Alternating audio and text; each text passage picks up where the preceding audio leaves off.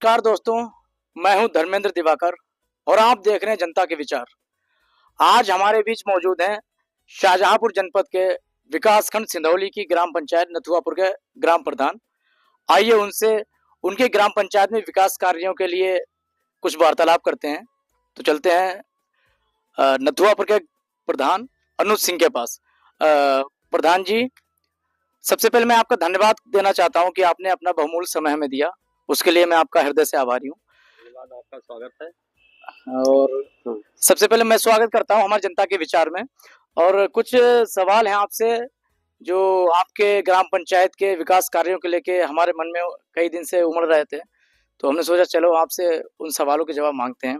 सबसे पहला हमारा सवाल है कि सबसे पहले अपने बारे में और ग्राम पंचायत के बारे में बताइए। मैं सिंधौली ब्लॉक के नथुआपुर ग्राम पंचायत से हूँ। मेरा नाम अनुज कुमार है, प्रधान प्रतिनिधि। ठीक है, धन्यवाद।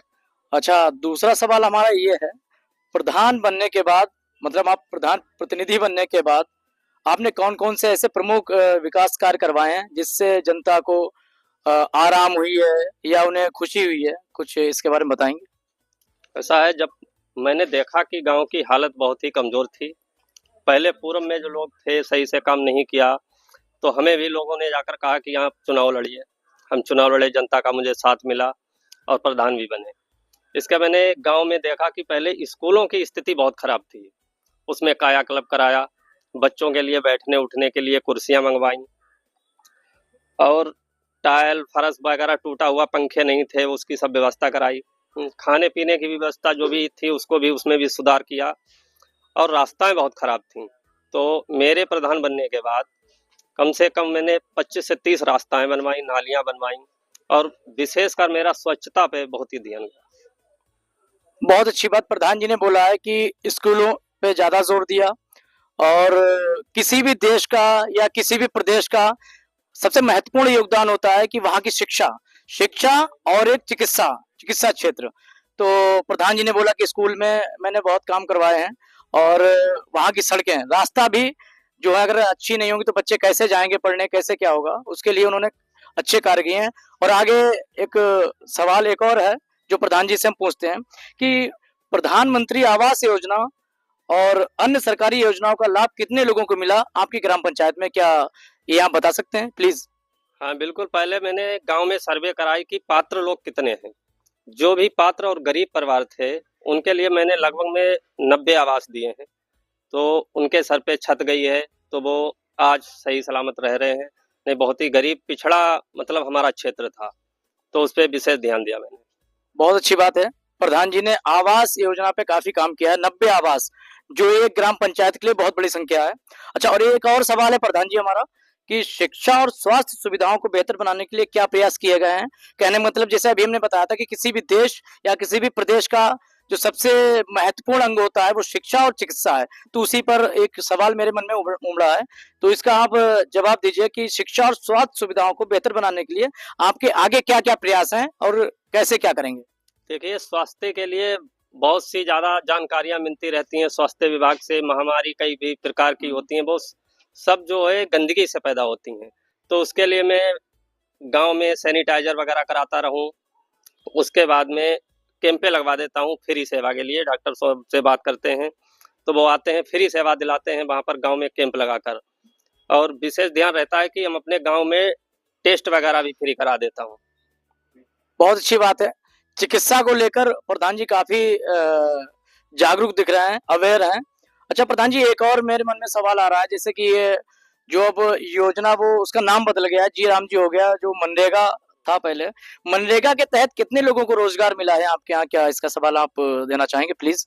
इसके लिए जो कच्ची रास्ताएं जो खराब पड़ी हुई हैं, उस पे कार्य योजना बना के जी राम जी के तहत अब जो काम चालू हुआ है, ठीक है, तो उस पे काम चल रहा है। उसमें युवाओं को, क्या जो बेरोजगार लोग हैं वो काम करने जो इच्छुक हैं वो जाकर काम करते हैं उसमें, तो बहुत अच्छे।